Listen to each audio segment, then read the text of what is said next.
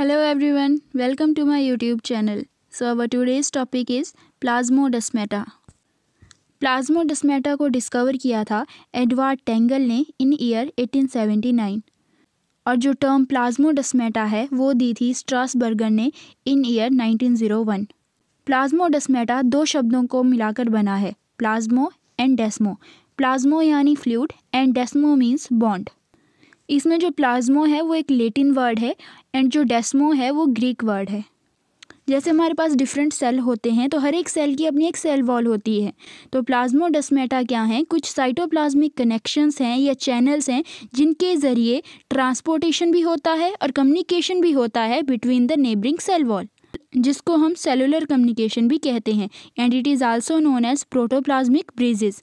और प्रोटोप्लाज्म क्या है, that is cytoplasm plus nucleus.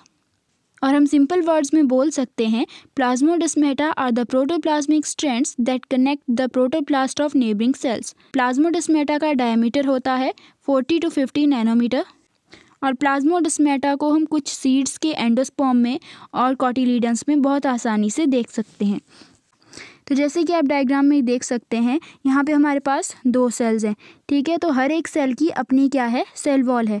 तो दो सेल वॉल के बीच में जो साइटोप्लाज्मिक कनेक्शन है उसको हम बोलते हैं प्लाज्मोडेस्माटा। प्लाज्मोडेस्माटा सिर्फ प्लांट सेल में ही प्रेजेंट होता है और एनिमल सेल्स में प्लाज्मोडेस्माटा की जगह प्रेजेंट होता है gap junction. Now structure of plasmodesmata. हर एक प्लांट सेल में लगभग 103 से 105 प्लाज्मोडेस्माटा प्रेजेंट होते हैं जो कि एक सेल को दूसरे सेल से जोड़ते हैं। जो डायमीटर होता है प्लाज्मोडेस्माटा का वो अप्रॉक्सीमेटली 50 to 60 नैनोमीटर होता है। और जो प्लाज्मोडेस्माटा है वो मेनली 3 लेयर्स का बना होता है, plasma membrane, desmosome and cytoplasmic sleeve. And the fluid filled space enclosed by the plasmalemma is called as cytoplasmic sleeve. तो जैसे कि आप डायग्राम में देख सकते हैं, ये हमारे पास दो सेल्स आ गए। अब इन दोनों के बीच में जो साइटोप्लाज्मिक कनेक्शन है उसको बोल दिया प्लाज्मोडेस्माटा। अब हम इसी प्लाज्मोडेस्माटा को इनलार्ज करके देखेंगे। तो इसमें हमारे पास क्या प्रेजेंट है, डेस्मोटिब्यूल, और जो बीच में हमारे पास एक फ्लूइड प्रेजेंट है उसको हम बोलेंगे साइटोप्लाज्मिक स्लीव।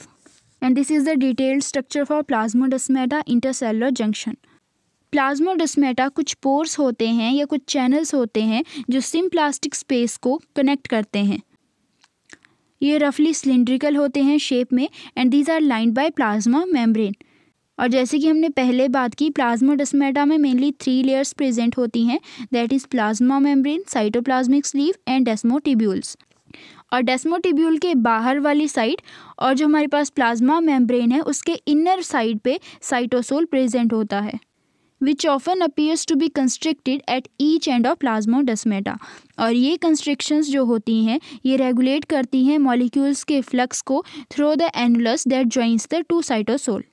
जो प्लाज्मा मेम्ब्रेन वाला पोर्शन होता है प्लाज्मोडेस्माटा का वो कंटिन्यूअस एक्सटेंशन है और वो भी फॉस्फोलिपिड बाइलेयर स्ट्रक्चर है।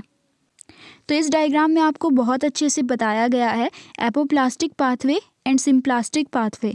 एपोप्लास्टिक पाथवे यानी जो कि सेल वॉल के थ्रू होगा। यहाँ पे जो येलो कलर से दिखाया गया है मतलब जो सेल वॉल के थ्रू जो ट्रांसपोर्ट हो रहा है उसको हम बोलेंगे एपोप्लास्टिक पाथवे। और ऐसा पाथवे जो थ्रू साइटोप्लाज्म होगा उसको हम बोलेंगे सिम्प्लास्टिक पाथवे। तो आपको सिंपली ध्यान रखना है एपोप्लास्टिक पाथवे यानी through cell wall and symplastic pathway यानी थ्रू साइटोप्लाज्म।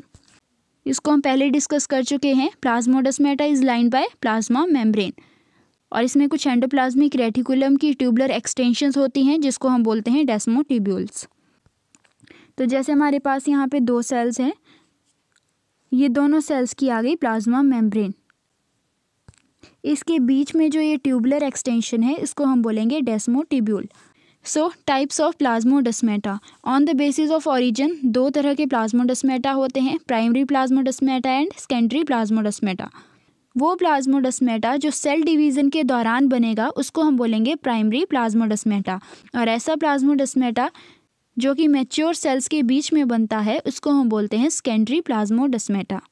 यानी सेल डिवीज़न हुआ उसके बाद जो बना उसको हम बोलेंगे प्राइमरी प्लाज्मोडेस्माटा और जो मैच्योर सेल्स के बीच में बन गया उसको हम बोल देंगे secondary plasmodesmata. Next is on the basis of branching, that is branching plasmodesmata and unbranched plasmodesmata. तो ये सिंपल सा है कि जिसमें ब्रांचेस होंगी वो ब्रांचिंग प्लाज्मोडेस्माटा आ गया, जिसमें कोई भी ब्रांचेस नहीं होगी, सिंपल होगा, तो उसको हम अनब्रांच्ड प्लाज्मोडेस्माटा बोल देंगे। Next is function of plasmodesmata. सबसे पहला फंक्शन आ गया कि जो प्लाज्मोडेस्माटा है, जो सिम्प्लास्टिक स्पेस होता है उसको कनेक्ट करने का काम करता है in case of plants. Plasmodesmata intercellular communication में भी हेल्प करता है। प्लाज्मोडेस्माटा प्लांट सेल में भी ट्रांसपोर्ट में हेल्प करता है। It allows the passage of molecules with molecular weight of less than 800 Dalton. Plasmodesmata various proteins को, शॉर्ट इंटरफेरिंग आरएनए को, मैसेंजर आरएनए को, वायरॉइड्स को, वायरल जीनोम्स को सेल टू सेल ट्रांसफ़र करने में भी हेल्प करता है। सेल्स जो हैं वो फ्लोइम में भी प्लाज्मोडेस्माटा को यूज़ करते हैं, सिम्प्लास्टिक ट्रांसपोर्ट में भी इसका यूज़ होता है। Next is role in the movement of molecules. Plasmodesmata molecules की मूवमेंट में हेल्प करता है from one cell to another cell, and it can move deeper into root layers by the distinct pathway. तो pathway हमने पहले बताया, जैसे apoplastic pathway and symplastic pathway. Apoplast pathway यानी जो सेल वॉल के थ्रू ही ट्रांसपोर्ट होगा और वाटर एंड मॉलिक्यूल जो भी हैं वो जाइलम तक पहुंच जाएगा, इसको हम बोलेंगे एपोप्लास्ट पाथवे। और जहाँ पे ट्रांसपोर्ट होगा थ्रू साइटोप्लाज्म, उसको हम बोलेंगे सिम्प्लास्ट पाथवे। और जैसे अभी हमने कवर किया, the apoplast pathway is where water moves through the cell wall and intercellular spaces, and the symplast pathway is where water moves through the cytoplasm and vacuole of adjacent cell. जैसे यहाँ पे भी एक diagram है जो blue colour में आपको दिखाया गया है, यानी सेल वॉल के थ्रू ट्रांसपोर्ट हो रहा है, तो एपोप्लास्ट पाथवे।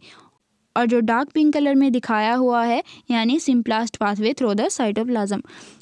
तो हम डिफरेंस कर लेते हैं। तो फर्स्ट डिफरेंस आ गया, एपोप्लास्ट पाथवे में नॉन लिविंग पार्ट्स आते हैं प्लांट बॉडी के, जैसे सेल वॉल और इंटरसेलुलर स्पेसिस। और जो सिम्प्लास्ट पाथवे है उसमें लिविंग पार्ट्स आएंगे, जैसे कि प्रोटोप्लास्ट। एपोप्लास्ट पाथवे में कम रेसिस्टेंस होती है इन द मूवमेंट ऑफ वाटर, और सिम्प्लास्ट पाथवे में कुछ ही रेसिस्टेंस आती है। एपोप्लास्ट पाथवे बहुत फास्ट है, सिम्प्लास्ट पाथवे स्लो है। जो मेटाबॉलिक स्टेट होती है रूट्स की, वो एपोप्लास्ट पाथवे को अफेक्ट नहीं करती, लेकिन जो रूट की मेटाबॉलिक स्टेट है वो सिम्प्लास्ट पाथवे को अफेक्ट करती है। Next is comparison with gap junction. अब प्लांट्स के केस में था प्लाज्मोडेस्माटा और एनिमल के केस में होता है गैप जंक्शन। तो सेम प्लाज्मोडेस्माटा के जैसे एनिमल सेल्स में गैप जंक्शन होते हैं, जो कि चैनल्स होते हैं बिटवीन द नेबरिंग सेल्स, जो कि आयंस, वाटर और अदर सब्सटेंसेस की ट्रांसपोर्ट में हेल्प करते हैं। अगर हम वर्टिब्रेट्स की बात करें तो गैप जंक्शन डेवलप होते हैं 6 मेम्ब्रेन प्रोटीन सेट से, जिसको हम बोलते हैं कोनेक्सिन्स, जो कि एक इलोंगेटेड डोनट लाइक स्ट्रक्चर बनाते हैं, जिसको हम बोलते हैं कोनेक्सॉन। जैसे ही ये पोर्स यानी ये डोनट होल्स या कोनेक्सॉन्स जो होंगे ये अलाइन हो जाते हैं एनिमल सेल में, तो ये सेल्स के बीच में एक चैनल बना देते हैं, and connexins are the transmembrane protein. Gap junction एक सेल जंक्शन का ही एक टाइप है, जिसमें सेल्स प्रोटीन चैनल्स के जरिए जुड़े होते हैं। ये चैनल्स हर एक सेल के साइटोप्लाज्म को कनेक्ट करते हैं और मॉलिक्यूल्स, आयंस और इलेक्ट्रिकल सिग्नल्स को पास करने में हेल्प करते हैं। गैप जंक्शन सिर्फ प्रेजेंट होंगे एनिमल सेल में, और प्लांट सेल्स जो होते हैं वो कनेक्ट होते हैं by plasmodesmata. Gap junction specially बहुत ज़्यादा इंपॉर्टेंट होते हैं ड्यूरिंग द एम्ब्रियोनिक डेवलपमेंट, और गैप जंक्शंस बने होते हैं कोनेक्सिन्स प्रोटीन के इन द वर्टिब्रेट सेल, और 6 कोनेक्सिन प्रोटीन्स का एक सेट मिलकर बनाता है कोनेक्सॉन। वर्टिब्रेट्स में गैप जंक्शन बना हुआ था कोनेक्सिन प्रोटीन का, लेकिन इनवर्टिब्रेट्स के केस में गैप जंक्शन बना होता है इनेक्सिन्स का। और गैप जंक्शन जो है एक डायरेक्ट कनेक्शन फॉर्म करता है between the cytoplasm of adjacent cell. तो जैसे कि हमने अभी बताया, वर्टिब्रेट्स के केस में जो गैप जंक्शन होता है वो 6 कोनेक्सिन प्रोटीन्स का बना होता है, और ये 6 कोनेक्सिन मोनोमर मिलके क्या बनाते हैं, कोनेक्सॉन। और इस तरह से अगर ये टोटली बंद है तो इसको हम बोलेंगे क्लोज्ड कोनेक्सॉन, और ऐसे अगर बीच में एक होल बना हुआ है then it is open. Next is cadherin and selectin. अब अगर आप ध्यान से कैडहेरिन को देखेंगे तो कैडहेरिन में सबसे पहले आ रहा है Ca, देन आगे आ रहा है एडहेरिन। तो Ca यानी कैल्शियम, एडहेरिन यानी एडहेरिंग या एडहेशन।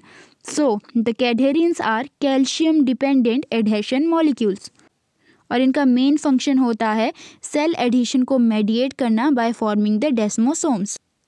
ये कुछ ट्रांसमेम्ब्रेन प्रोटीन्स होती हैं जो बाकी कैडहेरिन के साथ इंटरेक्ट करती हैं।